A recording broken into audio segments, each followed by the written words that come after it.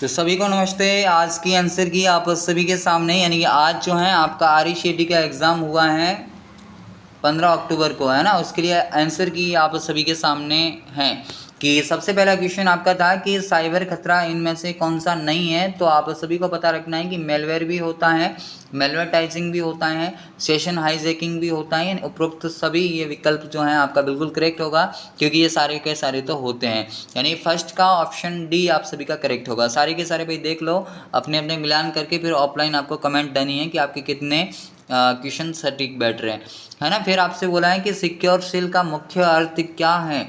तो आपको याद रखना है कि वेबसाइट को सभी सुरक्षा और समस्याओं से मुक्त करना सिक्योर सील होता है, यानी ऑप्शन बी आप सभी का करेक्ट हो जाता है। आगे फिर आपसे बोला है कि निम्नलिखित में से भारत इलेक्ट्रॉनिक लेन देन और डिजिटल हस्ताक्षर को प्रबंधित और नियंत्रित करने का एक खास उद्देश्य वाला कानून कौन सा होता है। तो IT एक्ट 2000 होता है। कौन सा होता है? IT एक्ट 2000, यानी ऑप्शन बी आप सभी का यहाँ से करेक्ट होगा।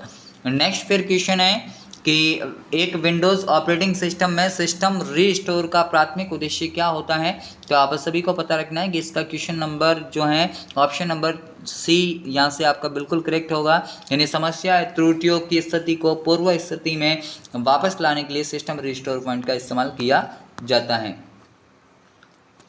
आगे फिर नेक्स्ट क्वेश्चन है कि HTTP का पूरा नाम क्या है। तो आप सभी को याद रखना, hyper text transfer protocol, option A, है ना। ऑप्शन ए यहाँ से आपका करेक्ट होगा।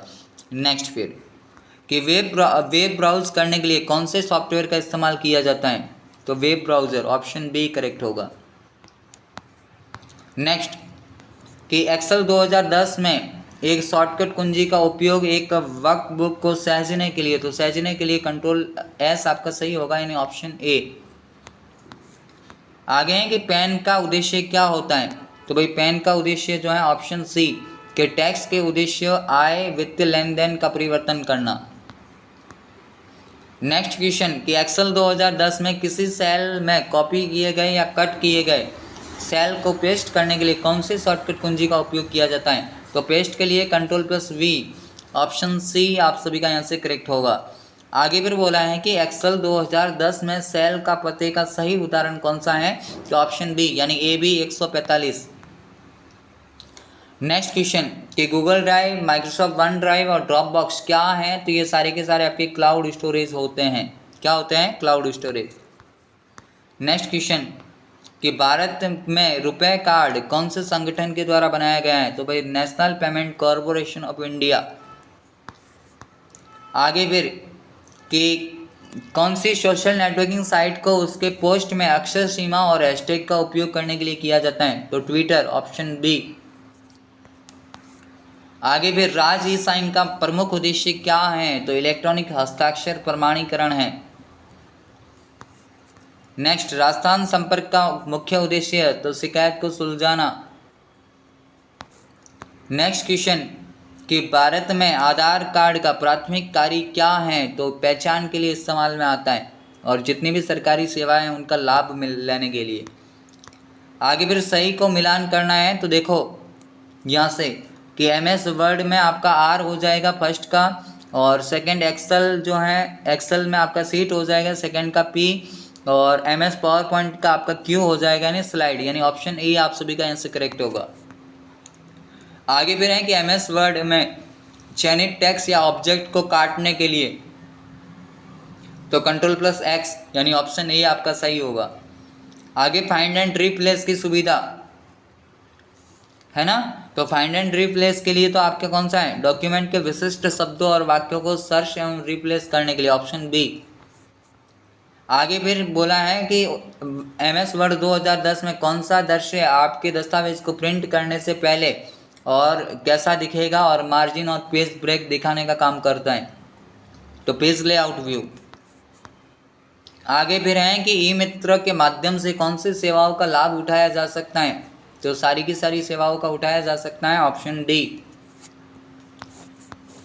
नेक्स्ट फिर कि MS वर्ड 2010 में पाठ के रूप में दिखाने के लिए जिस रिबन टैब का उपयोग होता है, जैसे फॉन्ट कलर, हाईलाइट कलर इत्यादि, ये सारे के सारे आपके होम के अंदर होते हैं। नेक्स्ट फिर बोला है कि MS वर्ड 2010 में चयनित टेक्स्ट या ऑब्जेक्ट की प्रतिलिपि बनाने के लिए, तो आपकी कॉपी की शॉर्टकट की पूछी है Ctrl+C। आगे फिर आपसे बोला है कि सेव एज की शॉर्टकट कौन सा, F12।